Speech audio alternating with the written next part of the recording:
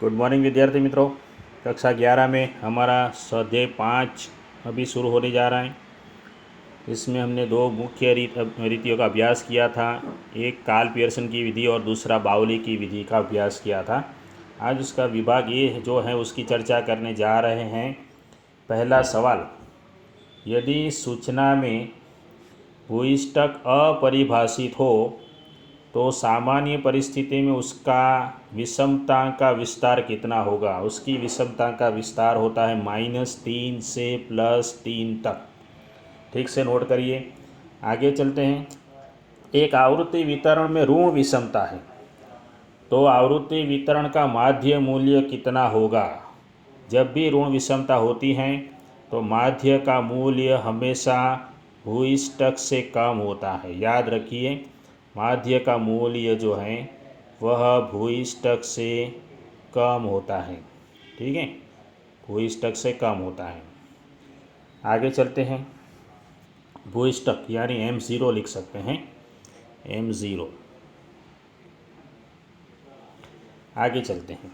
तीसरा सवाल, दो वितरण के माप दिए गए हैं नीचे, इसमें से कौन सा विधान सही है। दो वितरण के माप में से कौन सा विधान सही है। तो याद रखिए, इसमें वितरण 1, यह वितरण 2 की अपेक्षा से कम विषमता वाला है।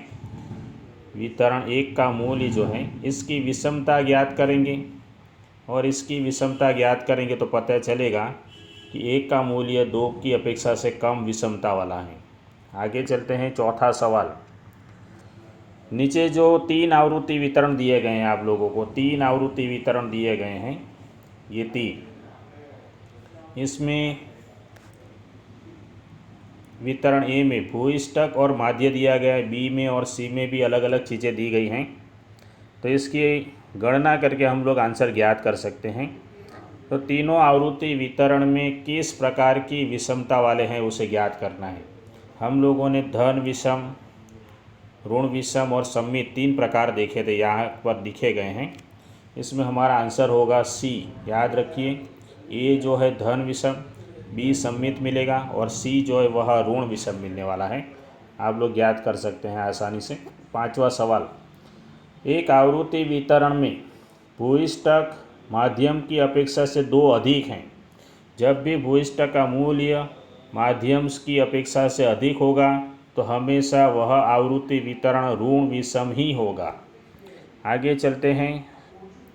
छठा सवाल, छठे सवाल में हमें कुछ 2 चीज़ें दी गई हैं, तो उसकी विषमता के लिए कौन सा विधान सही होगा। तो याद रखिए, यह आवृत्ति वितरण सम्मितता वाली है, क्योंकि यहाँ पर देखिए ये दोनों 60 है तो आधा आधा करेंगे 30, ये भी 30, तीनों समान हो जाते हैं तो आवृत्ति वितरण सम्मित हो जाता है। 7वां सवाल, तो एक साधारण सम्मित आवृत्ति वितरण में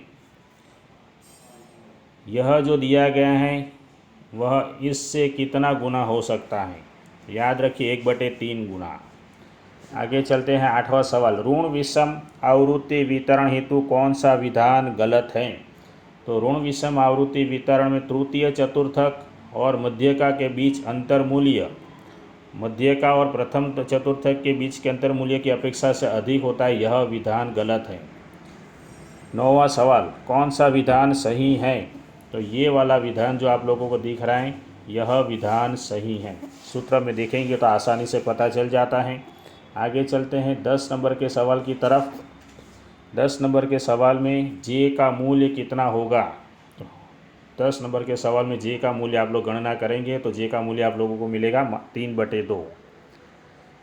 उसके बाद 11 नंबर का सवाल, ऋण विषम आवृत्ति वितरण में और धन विषम आवृत्ति वितरण में केंद्रीय स्थिति के कौन से माप का मूल्य सबसे अधिक होता है। तो याद रखिए, इसमें भूयिष्ठक और माध्य ये आंसर आने वाला है जिसका मूल्य सबसे अधिक होता है। 11 नंबर के बाद अब 12 नंबर की बात करते हैं।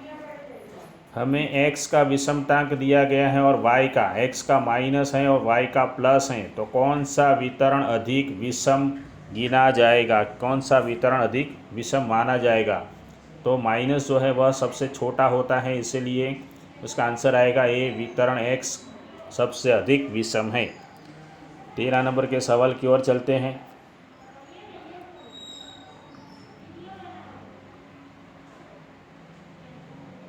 तेरह 12 तक ही हैं हमारे पास, 12 सवाल हैं। इसके बाद हाँ 13 नंबर का यहाँ पर है। 13 नंबर में बताया गया है कि कौन सा विधान गलत है, तो उसमें हम आंसर लिखेंगे डी। विषम आवृत्ति वितरण में भूइष्ठक दोनों ओर समान अंतर पर आए अवलोकनों की आवृत्ति समान रूप से वितरित होती है। और 14 नंबर का सवाल देखते हैं क्या पूछा गया है, देख लेते हैं। कौन सा विधान सत्य है बताइए।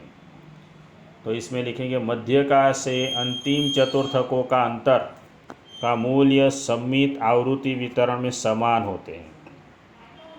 तो ये विभाग ए की बात हो गई। विभाग बी में जो आप लोगों को ये सब सवाल दिए गए हैं, हमने जब चैप्टर चलाया था तो ये सभी सवाल की चर्चा हो चुकी थी। ये सभी आप लोगों को लिखने हैं, ये सब गणना वाले क्वेश्चन करने हैं। विभाग सी में भी कुछ सवाल जवाब है, यहाँ तक 8 तक हैं, 4 तक हैं। इसके बाद गणना वाले क्वेश्चन हैं, वो भी करने हैं। विभाग डी करना है और विभाग ई और एफ। यहाँ पर दोस्तों हमारा ये चैप्टर ख़त्म होता है। अगले वीडियो में हम लोग नए चैप्टर में मिलेंगे। चैप्टर नंबर 6 का अभ्यास करने वाले हैं। इसमें हम लोग क्रमचय की बातें करेंगे। थोड़ा सा पढ़कर रखिए।